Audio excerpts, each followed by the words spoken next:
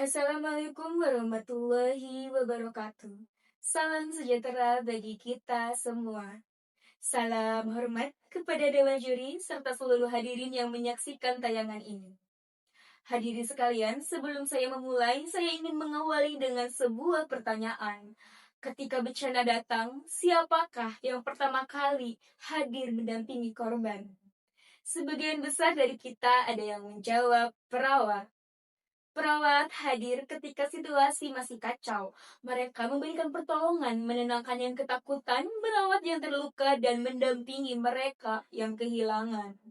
Namun, saya ingin mengajak kita untuk merenungkan satu pertanyaan yang lebih besar. Mengapa mereka yang paling memahami kondisi korban di lapangan belum selalu menjadi bagian dari proses pengambilan keputusan dalam manajemen bencana? Padahal Undang-Undang Nomor 24 Tahun 2007 menegaskan pentingnya kolaborasi lintas sektor dalam penanggulangan bencana. Sayangnya, perawat masih lebih sering ditempatkan sebagai pelaksana di lapangan, bukan sebagai penyusun arah kebijakan. Lebih dari itu, berdasarkan data Kementerian Kesehatan yang diolah BPS, Indonesia memiliki sekitar 603.000 perawat, jumlah terbesar di antara seluruh tenaga kesehatan. Pengalaman sebesar ini seharusnya tidak berhenti di lapangan, tetapi menjadi dasar lahirnya kebijakan yang lebih responsif.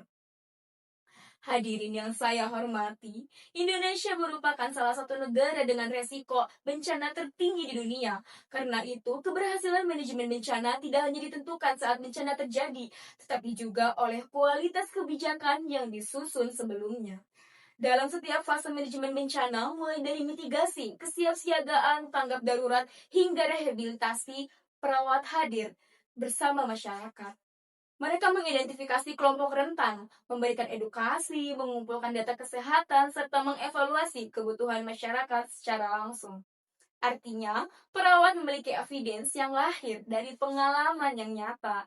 Dan kebijakan terbaik bukan hanya dibangun dari angka dan laporan. Kebijakan terbaik lahir ketika data dan juga pengalaman dipadukan. Mereka yang setiap hari berdiri di garis terdepan. Lalu, bagaimana cara mewujudkannya?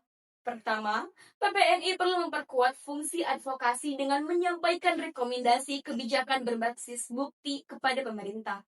Kedua, institusi pendidikan keperawatan perlu membekali mahasiswa tidak hanya dengan kompetisi yang klinis, tetapi juga kepemimpinan, analisis kebijakan, dan juga kemampuan advokasi.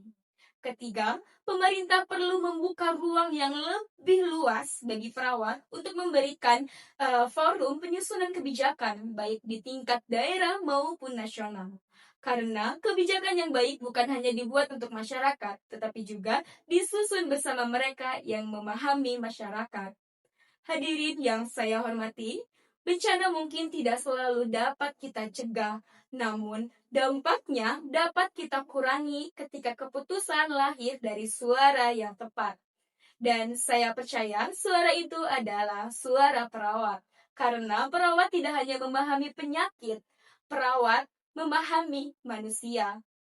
Dan juga di sini, perawat tidak hanya hadir saat bencana terjadi, tetapi juga perawat hadir sebelum, selama, dan setelah bencana berlalu. Maka izinkan saya menutup pidato ini dengan sebuah keyakinan.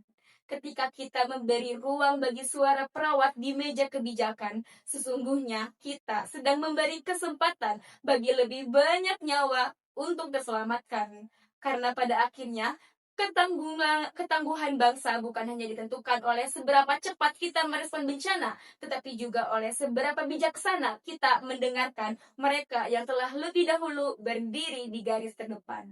Mari kita ubah pengalaman menjadi kebijakan, mari kita ubah pengabdian menjadi perubahan, dan mari kita pastikan perjalanan perawat tidak berhenti di garis depan, melainkan terus melangkah dari garis depan menuju meja kebijakan. Terima kasih. Wassalamualaikum warahmatullahi wabarakatuh.